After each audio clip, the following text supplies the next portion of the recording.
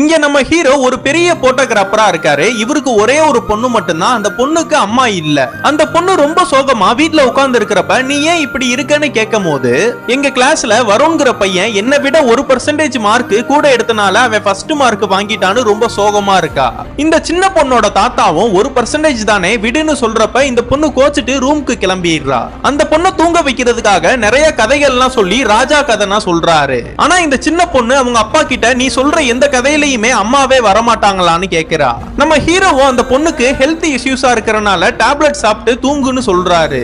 நீ அம்மா கதை சொன்னாதான் நான் டேப்லெட் சாப்பிடுவேன்னு அடம் பிடிக்கிறா. நீ உங்க கிளாஸ்ல படிக்கிற வருணை விட நல்லா படிச்சு ஃபர்ஸ்ட் மார்க் வாங்கிட்டேன்னா நான் அம்மா கதை கண்டிப்பா சொல்றேன்னு சொல்றாரு. இந்த பொண்ணு சரின்னு சொல்லிட்டு டேப்லெட் சாப்பிட்டு நல்லா தூங்கிடுறா. இதனால இந்த பொண்ணு கிடைக்கிற நேரத்துல நல்லா படிச்சு அந்த பையனோட 2% மார்க் கூட வாங்கிடுறா. அந்த ரேங்க் கார்டை கொண்டு போய் அவங்க அப்பா கிட்ட கொடுத்தா அவங்க அப்பா வாழ்த்துக்கள் சொல்றாரு. நீ சேலஞ்ச மறந்துட்டியாப்பா, நீ அம்மா கதை சொல்றேன்னு சொன்னல சொல்லுப்பான்னு கேக்குறா. நான் ஒர்க் டென்ஷன்ல இருக்கேன், நான் இன்னொரு நாள் சொல்றேன்னு சொல்றாரு. அதுக்கு இந்த பொண்ணு எனக்கு இப்பவே சொல்லி ஆகணும்னு சொல்றா. நம்ம ஹீரோவும் கோவமா கதவனா மூடிட்டு தூங்குன்னு சொல்லிட்டு கிளம்பிடுறாரு.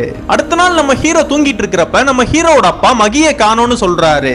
நம்ம ஹீரோவும் எங்கெங்கேயோ போய் பதறி போய் தேடி பார்த்தா இந்த சின்ன பொண்ணு ப்ளூடோங்கிற நாயை கூட்டிட்டு வெளியில எங்கேயோ நடந்து போயிட்டு இருக்கு.